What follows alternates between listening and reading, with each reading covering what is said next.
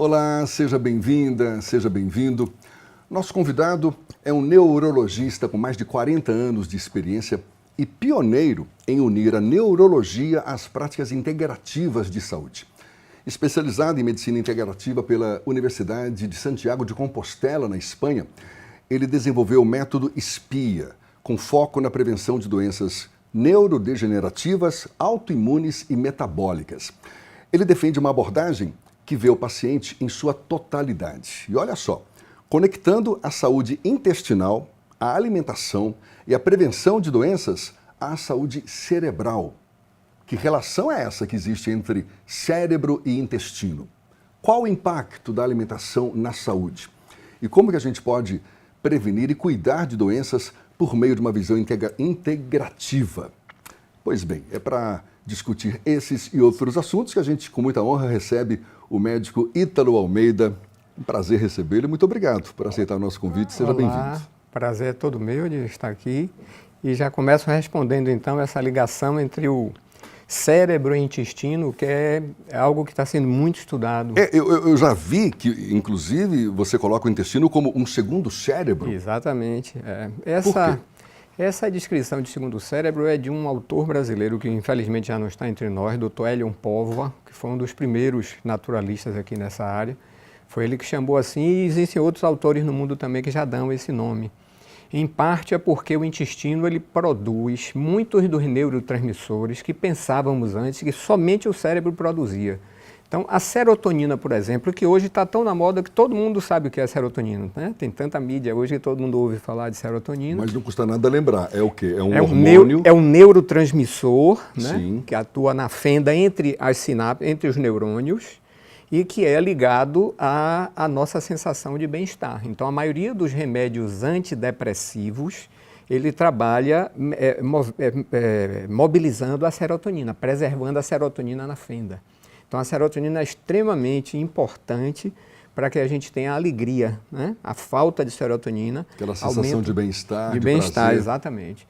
Só que 90% da serotonina é produzida pelo intestino. Achávamos que era pelo cérebro. Exato, não se tinha esse conhecimento até não então. Tinha esse conhecimento. De quanto tempo para cá que se já adota? Cerca de 20 anos, mas mesmo? Só se fala nisso de uma forma mais contundente nos últimos 10 anos, né? Mas já se sabe disso há alguns anos. Daí a importância da saúde intestinal. Exatamente, daí a importância da saúde intestinal. A dopamina, por exemplo, outro neurotransmissor importante, tudo aquilo que nos motiva para a gente fazer planejamento, tudo isso também, 50% dela é produção intestinal. Agora, tem doenças associadas a essa relação intestino-cérebro, além do intestino ser responsável pela produção desse neurotransmissores, sim, sempre muitas. A maior parte das doenças, hoje a gente conclui que a maior parte das doenças começa pelo intestino, né? Porque assim, nós fomos feitos para funcionar, né? Nós fomos feitos para aguentar, tolerar agressões. Para tolerar agressões eu preciso de um sistema imune, um sistema de defesa funcionante. Curioso isso, a maioria das doenças começa pelo intestino. Pois é, e quem é que forma, como é que se formam células de defesa do nosso sistema imune? Se formam a partir de nutrientes. E onde é que a gente consegue nutrientes? Na alimentação. Então é a partir do intestino, né? E daí, nos últimos anos, está muito em moda agora, os estudos sobre a chamada microbiota, né? Que há 20 anos atrás a gente chamava de flora intestinal, agora está na moda como microbiota. É uma população de bactérias, principalmente bactérias, mas existem bactérias, vírus, etc., que vivem dentro de nós e que numericamente são maiores do que o número de células que nós temos no corpo. Então, e super importantes para que haja a absorção necessária da alimentação que a gente coloca no corpo. Além da absorção, não só para absorção, mas também para produzir alguns desses neurotransmissores. É preciso que tenhamos uma quantidade mínima de bactérias boas que possam competir com aquelas bactérias ruins, né, para produzir os neurotransmissores e outras substâncias para proteger a nossa circulação, por exemplo. Então, se houver um predomínio de bactérias ruins, por exemplo, ela pode produzir determinadas substâncias que sobrecarregam o fígado e aumentam o risco até de trombose e doença cardíaca no futuro. Quando a gente fala que a maioria das doenças começa pelo intestino, é a partir desse desequilíbrio da microbiota intestinal. Ou seja, desequilibrou essa quantidade de bactérias ali presentes no intestino, provoca a doença. Exatamente, exatamente. E esse método SPIA, que foi desenvolvido e que tem um foco preventivo para doenças neurodegenerativas, também autoimunes e metabólicas. E metabólicas, sim, não é? Sim. Como é que esse método pode ajudar na prevenção dessas doenças? Então, o foco desse método é exatamente isso, né? Além de darmos uma alimentação adequada que alimenta essas bactérias boas para essa microbiota e que são basicamente fibras vegetais. Então eu brinco com os pacientes, infelizmente as bactérias boas são quase todas veganas. Então não quer dizer que precisemos ser veganos, mas precisamos de um aporte de vegetais muito maior do que a maioria das pessoas consome. Estamos aqui falando de uma alimentação mais saudável, menos processada, que seja mais natural. Não? Exatamente, e que tenha muita fibra vegetal. As proteínas animais não têm fibras vegetais. Proteínas são boas para formar tecido, mas não para alimentar a bactéria boa. O excesso, isso é algo que eu tenho defendido muito, porque isso é uma coisa que eu ando contra a corrente, mas eu já estou acostumado. Tem 20 anos que eu fico andando contra a corrente quando eu entrei para essa área. Então, assim, existe um excesso de consumo de proteína. Porque contra a corrente por quê? Contra a corrente porque quem foi demonizado nos últimos anos foi basicamente carboidrato e gordura. E proteína não é incentivada por todos, por médicos, nutricionistas, educadores físicos, como a proteína que você quiser. E não é assim. E o que a gente vê é que qualquer excesso, como em tudo na vida, qualquer excesso, inclusive de proteína, também é deletério. E quem mais está mostrando isso são os estudos sobre microbiota. Porque quanto mais proteína animal eu coloco, mais eu dou carga, substrato para as bactérias ruins e eu reduzo as bactérias boas, produtoras daquilo que eu preciso para desinflamar o meu organismo, manter meu fígado trabalhando no máximo, para mandar os neurotransmissores lá para o cérebro. Quer dizer, quer comer sua proteína, coma. Mas com moderação. Bem, mas, não, e com equilíbrio também. Isso. Ou seja, dosando uma quantidade que seja equivalente ou, não sei, proporcional a essa alimentação mais vegetal, mais natural, na verdade. Agora, o que vem a ser exatamente esse método SPIA, que são 4 letras, S-P-I-A? É Saúde, Prevenção Ítalo Almeida, meu nome, né? Tá certo. Saúde e Prevenção Ítalo Almeida. Então, assim, além desse foco na alimentação, a gente faz um programa nutricional, né? Bem adequado, junto com uma série de suplementos que entram numa determinada sequência, exatamente para otimizar e fortalecer essa microbiota e desinflamar o intestino e diminuir a resistência à insulina, que está na base da maioria das doenças. Aí eu incluo até o câncer. Até o câncer, a base dele é a chamada resistência à insulina. A resistência à insulina, ela acontece não só por causa de açúcares, de excesso de açúcares, que a insulina é muito ligada ao diabetes. Sim. A resistência à insulina, ela acontece também quando as células estão inflamadas e não permitem que a insulina coloque o açúcar para dentro. Esse é um sinal claro de que a microbiota, toda vez que a insulina está alta e a gente tem resistência à insulina, é um sinal de que a microbiota não está bem. Então, esse trabalho no método SPIA a gente faz também voltado para reduzir a inflamação no corpo, baixar a insulina, né, reduzir a resistência à insulina, e tudo isso faz com que a nossa resposta imunológica seja melhor e o paciente, como um luxo, acaba perdendo peso também, porque desintoxica, libera um monte de toxinas.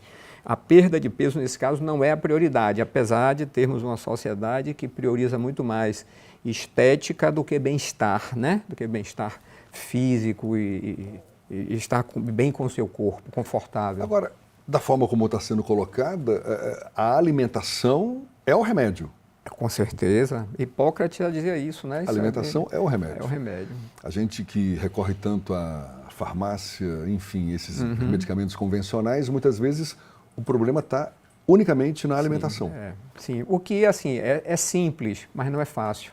A maioria das pessoas tem um hábito alimentar que para mudar dá um trabalho. Então hoje uma área que a gente estuda muito. O próprio mercado nos oferece, né, nos bombardeia, melhor dizendo, com esses alimentos processados e que não tem a mesma importância de um alimento natural. Né? Exatamente.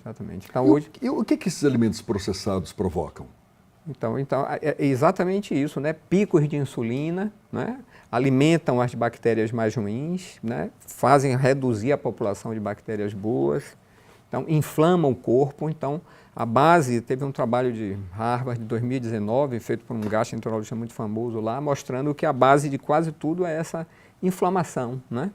Então essas bactérias ruins, quando predominam, elas liberam uma substância no sangue chamada lipopolissacarídeo, e essas substâncias inflamam quase tudo, sobrecarregam o fígado, aumentam a insulina, e essa inflamação está na base da maioria das doenças. Então hoje a gente considera, por exemplo, a depressão está entre as doenças inflamatórias. Agora, por favor, para não ser mal entendido. Sim. Porque assim, quando a gente fala de inflamação, todo mundo pensa assim, não, está inflamado, eu bati, não é dessa inflamação que eu estou falando. Essa inflamação aguda de defesa, resposta fisiológica, que todos nós precisamos ter natural, quando somos agredidos por alguma coisa, trauma, infecção ou qualquer coisa. Essa inflamação que eu estou me referindo é o que a gente chama de inflamação crônica de baixo grau, é a inflamação leve, que é medida por uma série de testes laboratoriais. O mais famoso deles é a proteína C reativa, que ficou um pouco famosa por causa da Covid. Na Covid, a proteína C reativa vai lá para cima, tem um pico, mas tem pessoas, né, que com a vida normal, a gente vai medir a proteína C reativa e ela está lá acima da média, mostrando que ela cursa com aquela inflamação a mais, né, que é fruto disso tudo que a gente falou. Então, o trabalho do método SPIA é exatamente isso tudo aí, reduzir essa inflamação, os marcadores da inflamação, além da proteína C reativa, existe também a ferritina, né? A ferritina é um marcador também de inflamação. E a gente usa todos esses critérios e faz um acompanhamento durante cerca de 3 meses e depois mede e vê qual foi a resposta que o paciente teve. E deixando o sangue com um pH mais neutro, exatamente, menos ácido. Exatamente. Isso? Então, o que eu ouço falar é verdade. Exatamente. O sangue mais alcalino, ele é menos propenso ao desenvolvimento de doenças. Exatamente. E daí a gente deduz que usar quanto mais alimento alcalino, melhor para a nossa saúde. E quem são os alimentos alcalinos? Os vegetais. Olha. As proteínas animais são ácidas, naturalmente ácidas. Os doces são ácidos. Doces são ácidos, exatamente. Esses alimentos processados em geral, industrializados e tudo, são mais ácidos também. Exatamente. A vitamina D, que é frequentemente associada à saúde óssea, não é isso? Mas tem uma defesa sua também no sentido de que é super importante para a microbiota intestinal. Sim. A vitamina D. A vitamina D, sim, ela regula uma série de funções das células.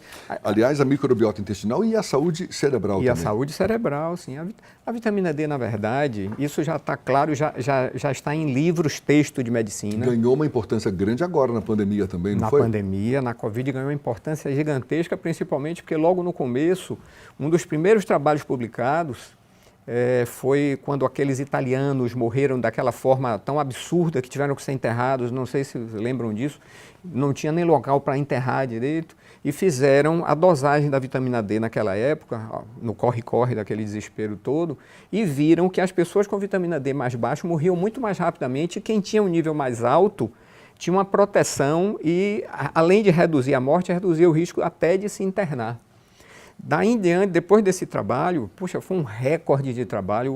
Com 1 ano de Covid, já tinha publicado em locais oficiais, tipo Google Acadêmico, PubMed, em lugares de publicações científicas, mais de 200 mil publicações em menos de um ano. Foi um recorde entre vitamina D e Covid. Então, isso foi mostrado, por exemplo, que pessoas com nível muito alto de vitamina D, mesmo idosos, pessoas com 80 anos e uma vitamina D de 80 a 90, que está muito acima da média, né, elas tinham um risco de morrer muito menor. E quais os benefícios da vitamina D para a prevenção de doenças neurológicas? Mas essa resposta vai ficar para daqui a pouquinho. A gente volta já nessa conversa aqui com o médico Dr. Ítalo Almeida. É um instante só.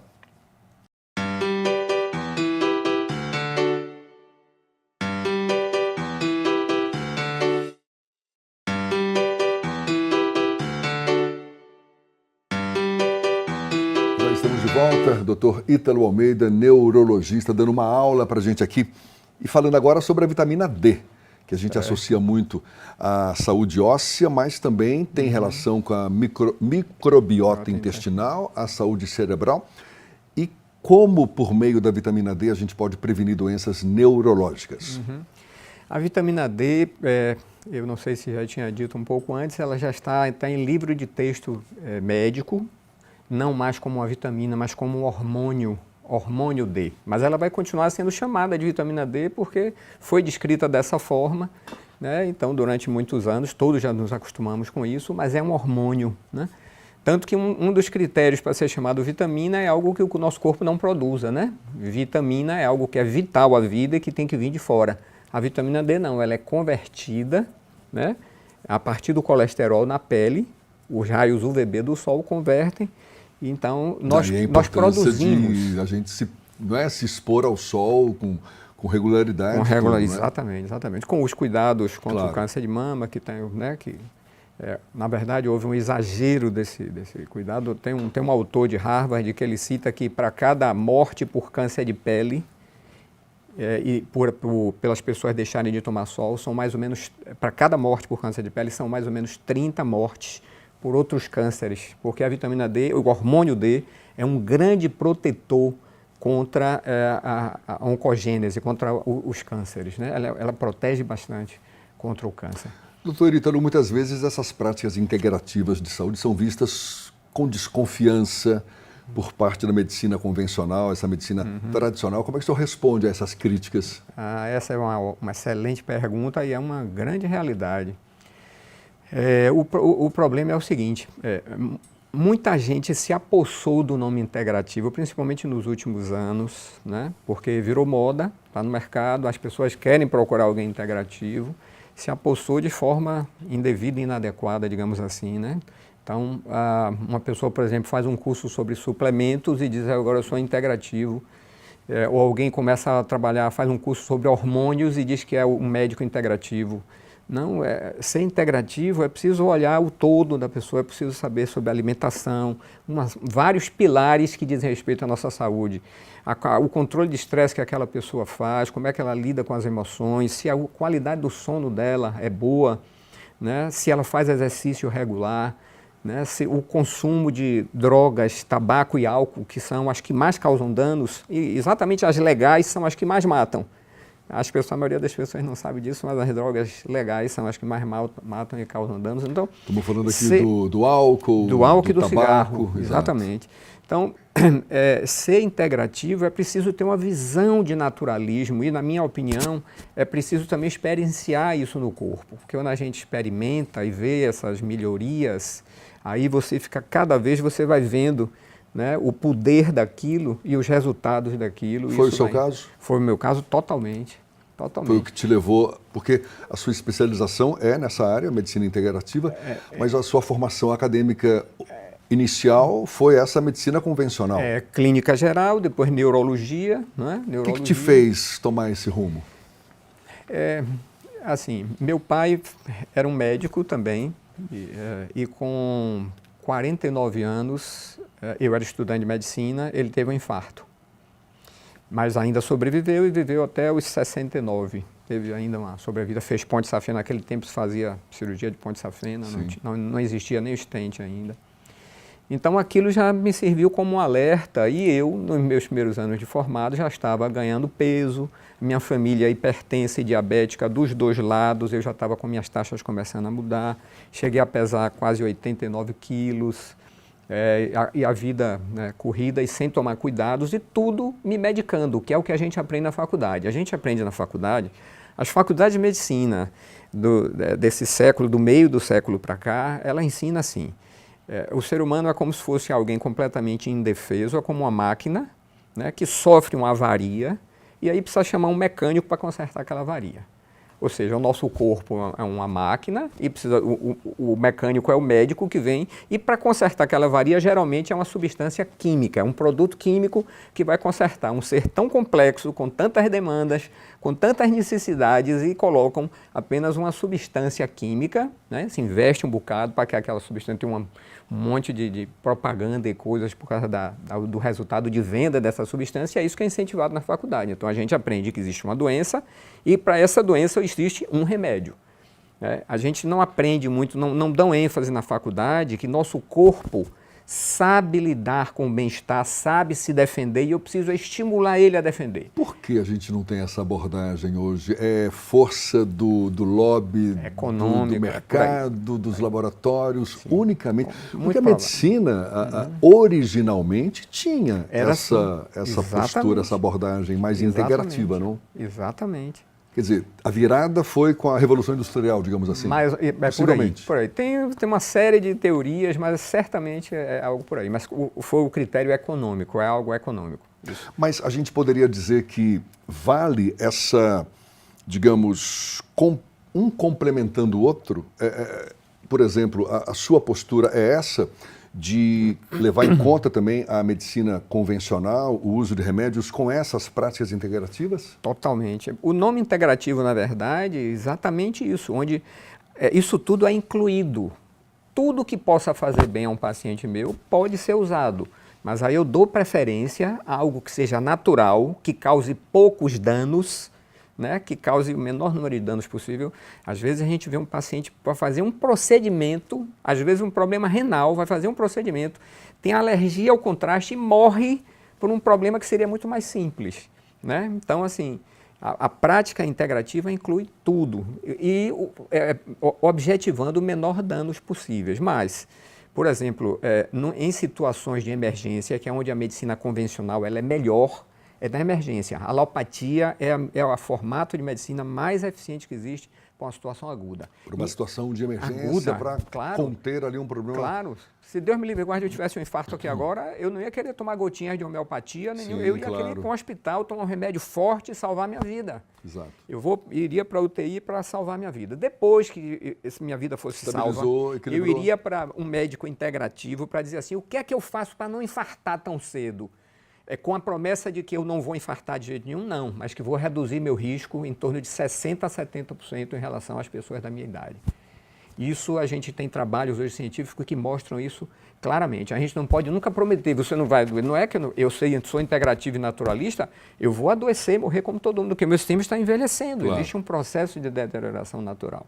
Mas eu tenho um risco menor do que as pessoas da minha faixa etária. 63 anos, eu diria que eu tenho um risco muito menor, porque não tenho pressão alta, não tomo nenhum remédio alopático. Não tenho sobrepeso. Não tenho sobrepeso, não tenho o diabetes da minha família, não tenho a hipertensão da minha família, nenhuma dessas coisas, porque aos 40 anos eu comecei a migrar para essa área, foi assim que minha história. Óculos.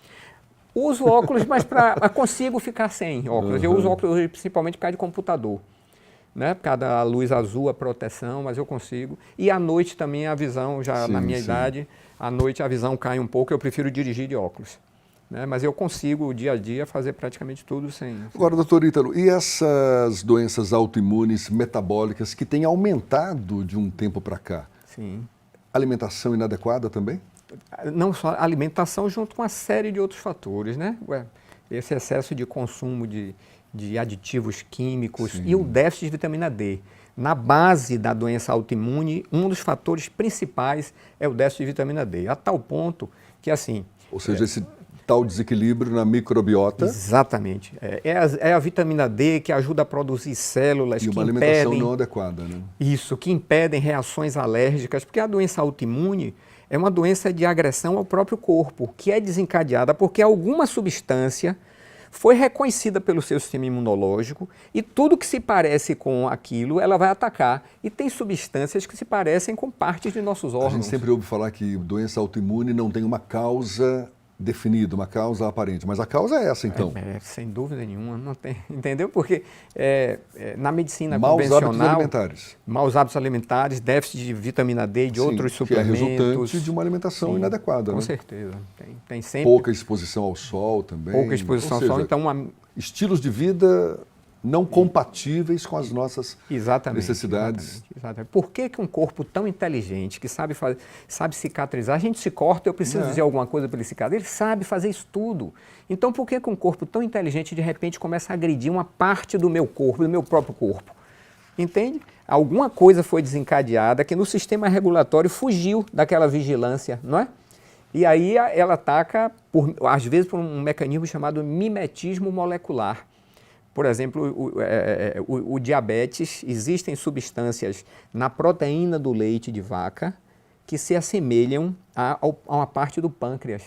Então, uma criança que começa a tomar muito leite de vaca desde cedo, né, ela pode sofrer por mimetismo molecular, ela começar a agredir células do pâncreas e destruir parte do pâncreas e a criança ter a chamada o diabetes tipo 1, né, que é o diabetes antes chamado de juvenil, infantil. O leite de vaca que está tão incorporado à nossa cultura, mas foi feito para bezerros, né? Exatamente. A gente não há necessidade de o ser humano ingerir leite de vaca. Não há necessidade nenhuma. Incrível isso, mas né? isso é uma briga também, isso é uma briga feia, não é? E assim, assim, a gente tem que admitir, o leite de vaca faz alimentos saborosíssimos. Sim, e a gente vive numa sociedade que também precisa de prazer no meio desse corre-corre. Então, eu não sou contra totalmente, mas sou, durante os processos de desintoxicação do SPI, a gente tira, depois reintroduz, sempre orientando em menor quantidade quais são os que fazem menos mal, né? Que a maioria das pessoas está muito enganada, pensa, às vezes, de uma forma ao contrário do que... Muita gente hoje, por exemplo, dá uma ênfase enorme assim, quando eu tenho intolerância à lactose, então eu tomo todos os meus leites, todos sem lactose.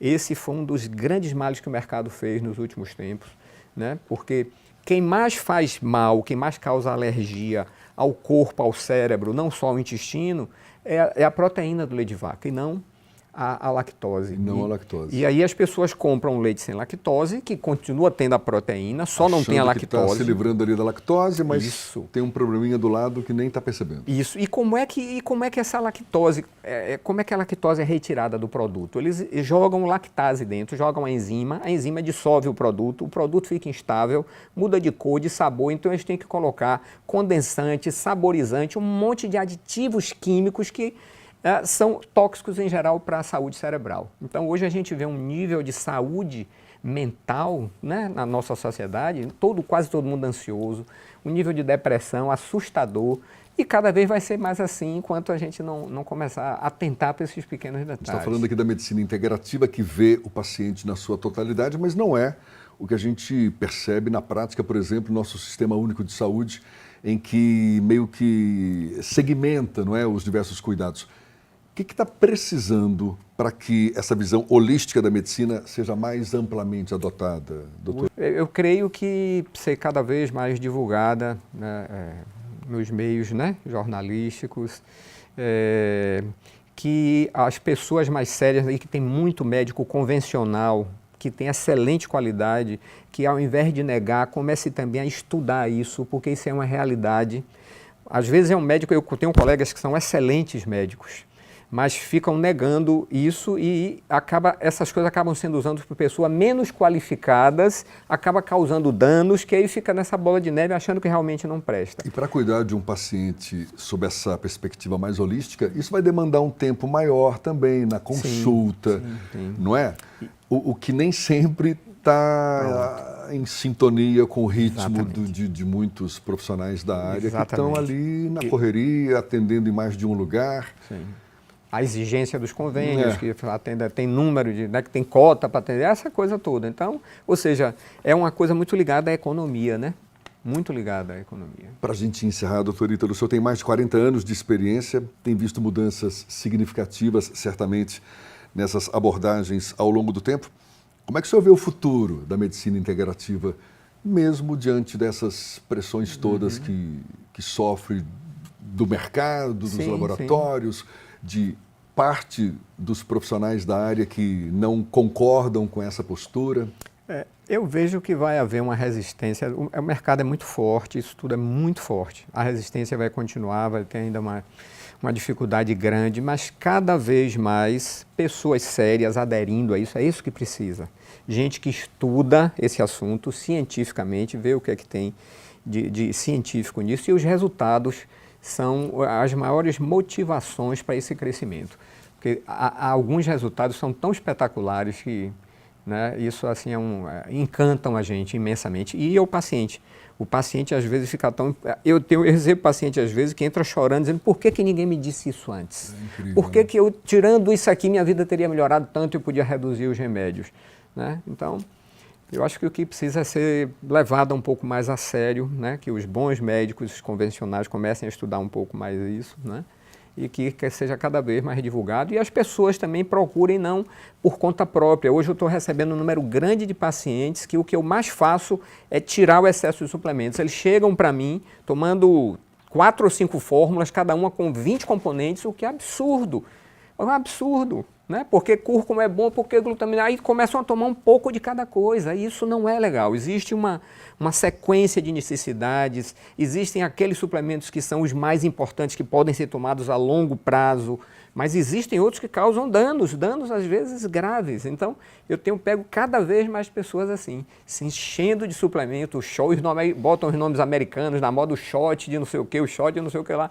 Né? Então... Suplementos que são vistos como substâncias capazes de prevenir as doenças, mas às vezes com uma alimentação adequada consegue-se, talvez com muito mais segurança do que ficar ali ainda alimentando o mercado, né? Comprando remédio ou suplementos no caso. Sim, eu diria que com uma alimentação adequada a gente precisa de muito poucos suplementos, porque já existe um déficit também de algumas substâncias no nosso solo, né?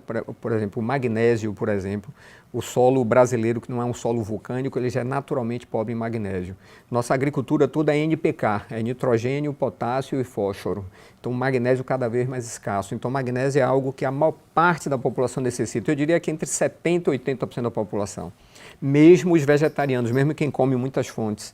Então, eu diria que uma alimentação adequada, com a suplementação adequada, específica para cada caso, estudando cada caso, o metabolismo daquela pessoa, o gosto daquela pessoa, até onde ela se adapta. Não adianta eu lhe passar a dieta ideal se a dieta ideal lhe faz mal e você tem nojo dela. Cada pessoa é uma pessoa. Então, tem que ser algo particularizado, individualizado, né? E aí o bem-estar daquela pessoa é que vai fazer propagar, ela vai passar para outros e aí as pessoas vão... Né? E a gente vai muito obrigado pela aula, tá vendo aí, ó? Dicas atrás de dicas. Doutor Ítalo, muito obrigado. Eu que agradeço. Sucesso um prazer. sempre. Muitíssimo obrigado. E muito obrigado a você também, claro, que acompanhou esse nosso bate-papo. Até uma próxima. Tchau, tchau.